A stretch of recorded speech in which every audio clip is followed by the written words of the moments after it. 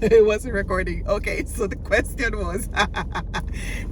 was, how can we support ourselves in, I guess, integrating at this point? Because as you rightfully said, most of us have already fallen away from ourselves. I mean, the world. I mean, we're talking about from as kids, and I guess that's why when we're in our coaching world and we're working with our clients and so forth, we usually go back to that incident or trauma or that story or that whatever from a young age that eventually began the breaking away, right? So the question really is, how can we support ourselves in integrating and returning to ourselves? Because the world, we have fallen away. Well, I mean, it's going to take a lot of work on ourselves. So some of the things that I've done is engage in the practice of meditation, journaling, reflecting, shadow work, are some of the things that I've done to begin to bring myself back to myself, if you will. Bring myself back to myself. Yeah.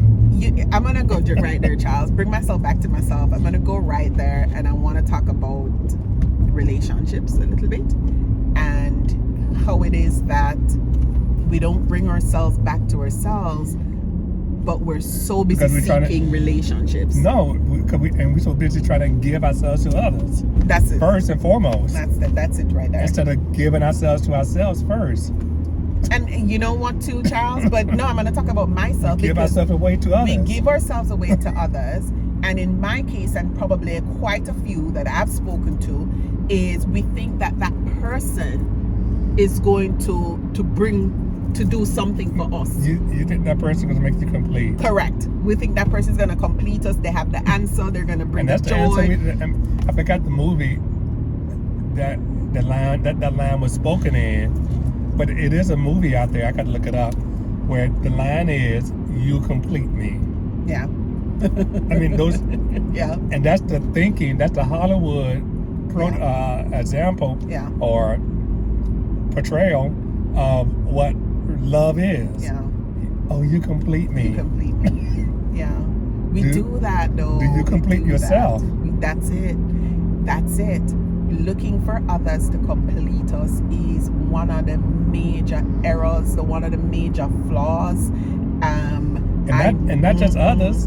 We look for experiences to complete us. Correct. When I get that car, it's going to complete me. Correct. When I get that dream house, it's going to complete me. When I get the degree, it's going to complete me. Right. You know, when my bank account is a certain way, I'm going to be completed. And, you know, so again, that brought you back to something that you said there. You talked about there, and you said when you get there, when I get blank, I'm going to... That's how most people live their lives. That's how we're looking for a there. They're there. When I get there, then I'll be okay. Yeah. Then I'll be complete. Yes. When I find the partner, I will begin to do certain things for myself. I'm not about myself. I did this. When I get the partner, I'll be able to, you know, do certain things, make certain decisions, versus living and enjoying the experience, the blessing and the lesson right now in my life. You know, and when I switched up and began working on that, I was talking to a girlfriend recently who's going through a breakup, and you know, she was sharing with me that she's realizing that there was so much that she wanted to do in terms of she wasn't finding that joy and that happiness, right? So she wanted to do her brunches, she wanted to go out and just enjoy experiences more, right, than being at home and not doing anything. And she found herself almost depressed, right?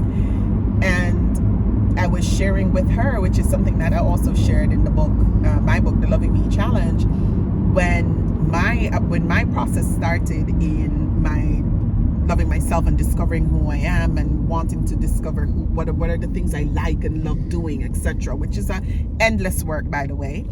One of the things I did was when I got dressed, I remember got dressed, went to the restaurant and asked for a table.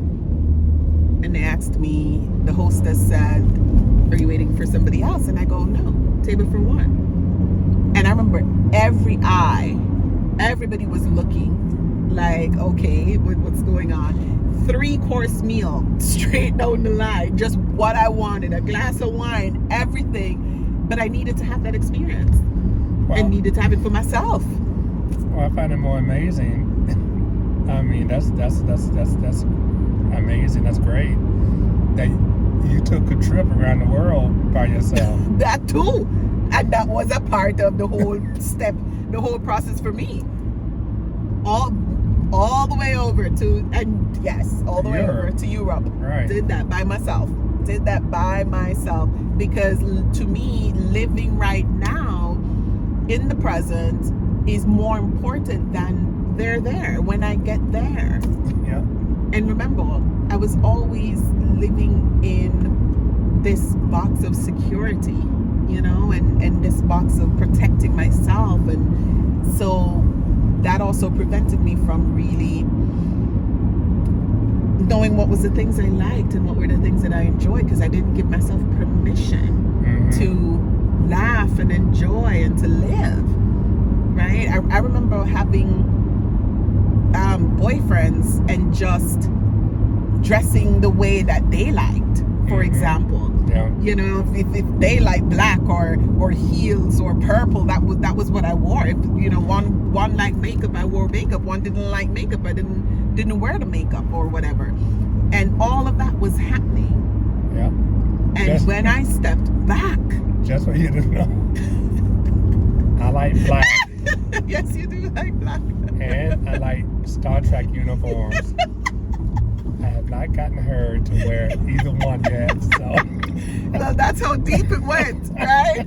I do what I want to do. But you do enjoy your Star Trek, right? And you do, I'm not preventing you from loving it. I'm just not morphing into that, right?